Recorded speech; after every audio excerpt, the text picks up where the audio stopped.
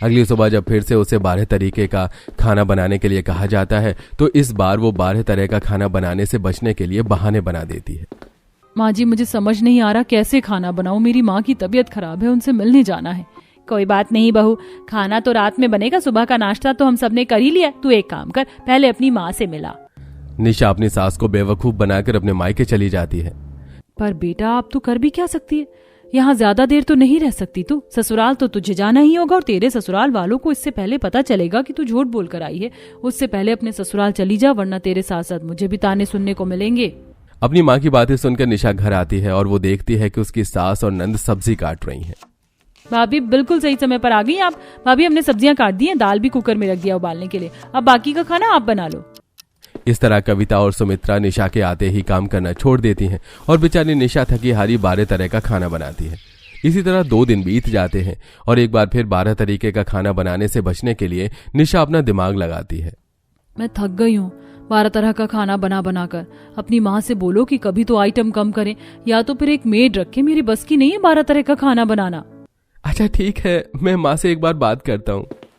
पवन अपनी माँ के पास जाता है और इस बारे में बात करता है और यह सुन कविता अपने भैया भाभी से कहती है, भैया, मैं भी शादीशुदा हूँ, मेरे घर में भी 14 तरह का खाना बनता है, पर मैं अपना ससुराल छोड़कर यहाँ हूँ ताकि भाभी के हाथों का खाना खा सकूं। और भाभी से 12 तरह का खाना नहीं बन रहा। भाभी से पहले हम भी तो बनाते थे। क्यों माँ, भाभी के तो नाटक ही नहीं खत्म हो रहे।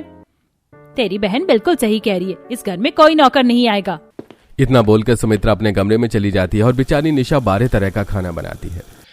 अगले दिन वो हमेशा की तरह सब्जी लेने जाती है और 2 थैला भरकर सब्जी लेकर घर आने लगती है। तभी उसकी मुलाकात उसकी दोस्त से होती है। अरे निशा, शादी के बाद तो हम पहली बार मिल रहे हैं और महीने भर की सब्जी एक साथ ले जा रही है क्या? अरे यार, महीने भर की नहीं, 1 दिन की सब्जी है। मेरे घर में 12 तरह का खाना बनता है। मैं तो परेशान हो गई हूँ, समझ नहीं आता क्या करूं। मैं कुछ कर तो नहीं सकती, पर मेरे पास एक आइडिया है। रिया निशा से बात कर सीधा अपने मायके में चली जाती है। जब वो सारी रात घर नहीं आती तो कविता खुद खाना बनाती है और अगली सुबह विनोद अपनी बहू को फोन करता है। माफ करना पापा जी, पर अब मैं ससुराल नहीं आने वाली। अब मैं ससुराल तभी आऊंगी जब खाना कम बनेगा, या तो फिर मेरी मदद के लिए कोई नौकरानी होगी।